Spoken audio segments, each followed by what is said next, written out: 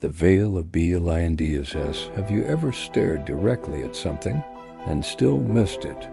Imagine standing at the empty tomb, the stone rolled away, the grave clothes folded, the earth still trembling from the power that shook death itself, and yet walking away unconvinced.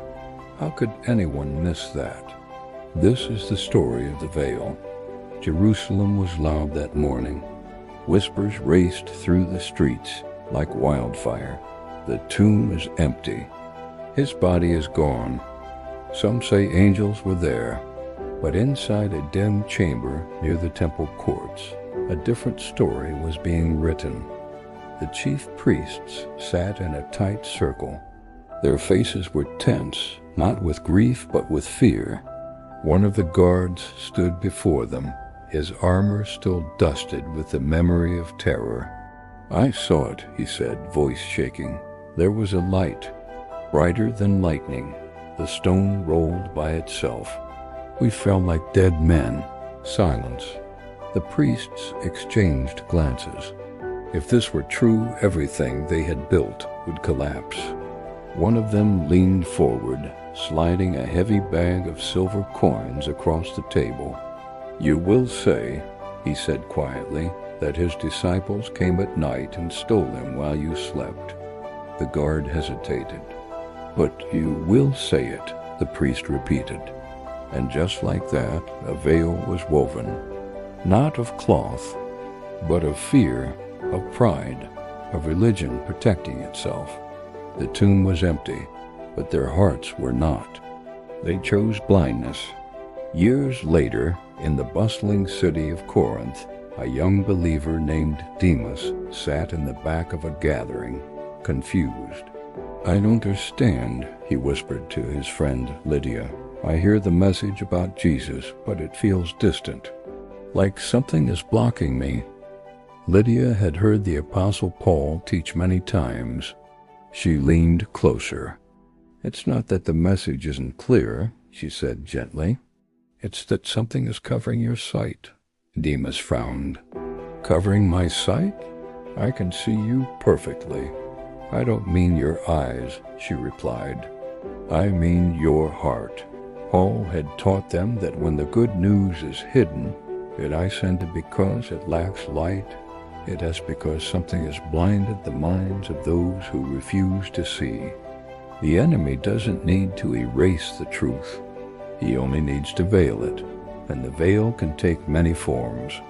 In another city, there was a man named Apollos, brilliant, passionate, eloquent. When he spoke, crowds gathered. He knew the ancient scriptures inside and out. He could trace every promise, every prophecy. He spoke boldly about the coming Messiah. But there was something missing. One evening after he finished teaching in Ephesus, a quiet couple approached him, Priscilla and Aquila. "Brother," Priscilla said warmly, "you speak with power, but may we share something with you?" Apollos nodded. They invited him into their home. By candlelight, they spoke not just of promises, but of fulfillment. Not just of prophecy, but of a risen Christ. Not just of the law, but of grace. As they described Jesus, his death, his resurrection, his spirit, something shifted in Apollos' eyes. He had known the scriptures, but he had not yet fully seen Christ. The veil was not ignorance. It was incompleteness. Religion can inform you about God, while still hiding Christ from you. That night, Apollos wept, not because he was wrong, but because he had been near the truth, and still partially blind. When the veil lifted, his ministry changed. It was no longer about proving points. It was about revealing a person. The veil is subtle. Sometimes it is self. A young believer once said, "I don't need to pray. I already know enough." His Bible was marked, his attendance perfect, but his heart was centered on his own strength. Self does not shout. It whispers, "You're fine." And while he looked religious on the outside, Christ slowly faded from his focus. The more he admired himself, the less he beheld the Lord. Self became his veil. Sometimes the veil is sign, not always loud rebellion, sometimes quiet compromise, a secret habit, a grudge held tightly, a heart hardened by disappointment. A hardened heart dims spiritual sight. When the heart stiffens, the eyes blur. Sometimes the veil is the law. There were believers who prided themselves on rules. They measured holiness by checklists. They read from beginning to end, memorized stories, debated doctrines. But they read everything except him. You can read the entire sacred text and still miss the central figure, because transformation does not come from pages alone. It comes from beholding a living Christ. And sometimes the veil is simply the world, ambition, success, influence, applause. A man once testified, "When I was poor, I prayed daily. When I prospered, I got busy. Nothing sinful, just distracted." But distraction can blind as effectively as darkness. The enemy does not always attack with obvious evil. Sometimes he blinds with busyness. Paul once explained it like this to the believers: the same God who commanded light to shine at creation must shine inside a person's heart to reveal Christ. Transformation is not self-improvement. It is not years in church. It is not titles, pastor, bishop, evangelist. It is not how loudly you preach or how many stories you tell. The Holy Spirit was never assigned to transform us into Moses or Elijah or Isaiah. He was sent to form Christ within us, and that only happens when we behold him. Demas finally understood this one evening. He knelt alone. "No more second-hand faith," he whispered. "No more religion without revelation. Show me Christ." He didn't hear thunder. He didn't see lightning, but something shifted inside. As he began to meditate not just on teachings, but on the person of Jesus, something changed.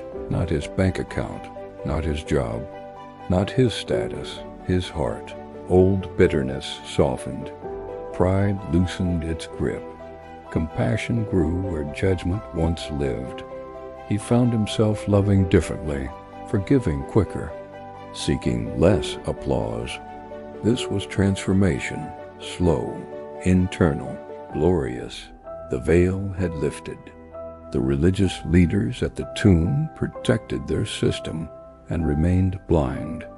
Apollos humbled himself and saw clearly. The difference was not intelligence. It was willingness to behold Christ. Because whenever a man turns his heart toward him, the veil begins to dissolve. And when the veil lifts, transformation begins. So here's the question. What is covering your sight? Is it self? Sign? Religion? Distraction? Pride? A hardened heart? The most dangerous blindness is not when Christ is absent. It's when he is present and we refuse to see him. True transformation is not about becoming successful. It's about becoming like him. And the moment you stop beholding Christ, growth stops. But the moment you turn again, light breaks in. And when that light shines, no veil can survive it. If this stirred something in you, if you feel like maybe, just maybe, there's been something covering your sight, don't ignore it. Turn your heart, ask for revelation, because the greatest miracle is not an empty tomb, it's an unveiled heart. And there is so much more to uncover. Subscribe and let's keep pulling back the veil together.